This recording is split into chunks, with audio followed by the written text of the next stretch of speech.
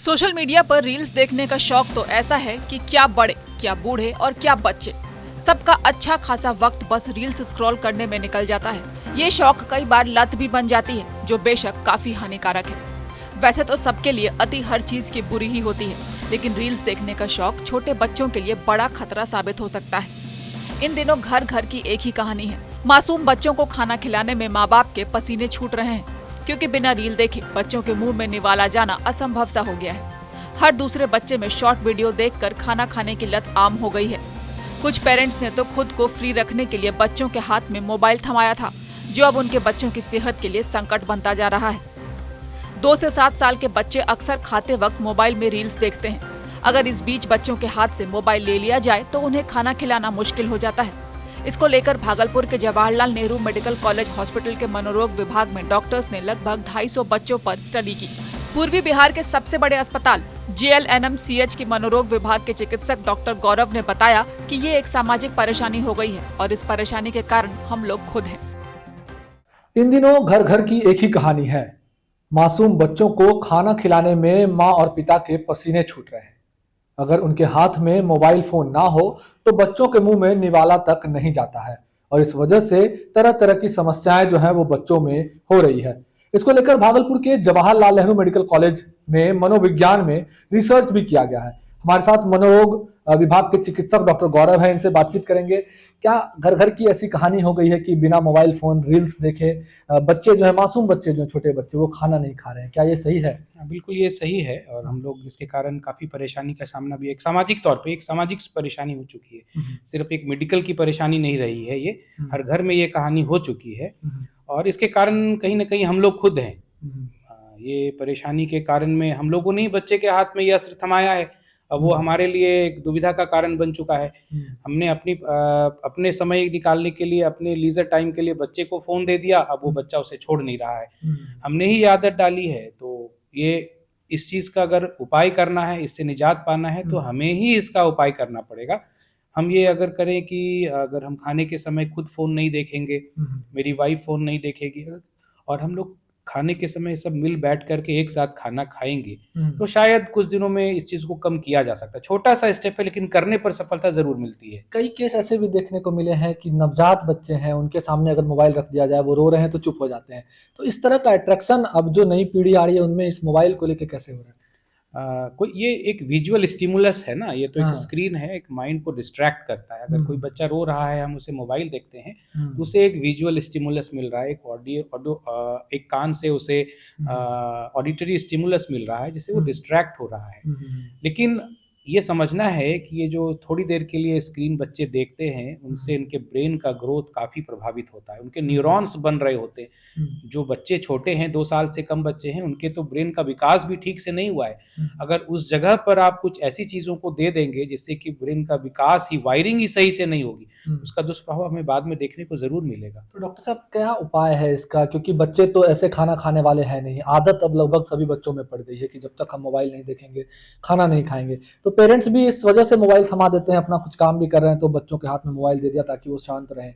कुछ उपाय इसका अगर आप बताना चाहें? हाँ, इसके लिए जो एक मेडिकल साइंस में एक बहुत फ्रेज़ हम लोग यूज़ करते हैं, prevention is better than cure. सबसे बड़ी बात है, ये आदत की शुरुआत ही ना हो। हाँ। जो अभी माता-पिता बने हैं, जिनके बच्चे अभी छोटे हैं, ये जो अभी बच्चों के लिए प्लानिंग कर रहे हैं, उनके लिए सबसे बड़ी सलाह है कि आप 2 साल से कम के बच्चों को फ़ोन देखने ही ना दें।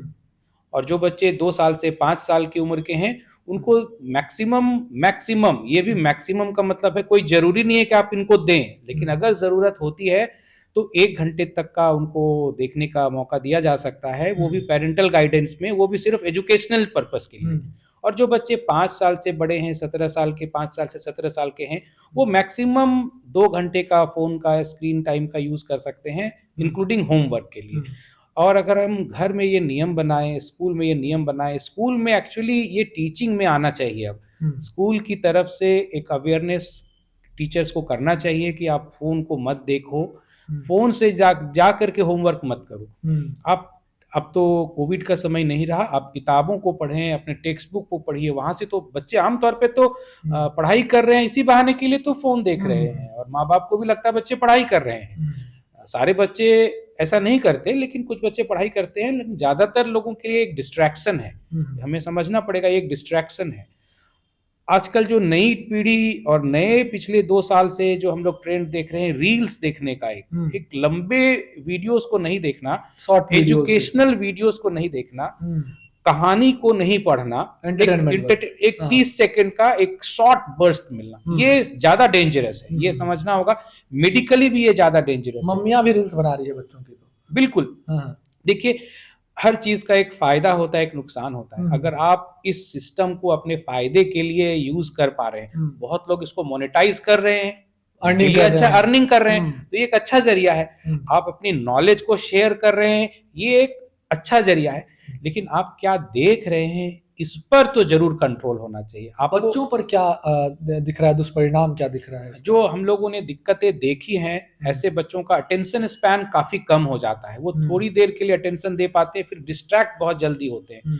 जैसे आप याद करिए, हम लोग पढ़ाई करते हैं तो हम लोग उम्मीद करते हैं कि बच्चे 1 घंटा आराम से पढ़ेंगे, लेकिन जो बच्चे ज्यादा देर तक मोबाइल देख रहे हैं, वो ज्यादा देर तक फोकस नहीं कर पाते अपनी पढ़ाई पे।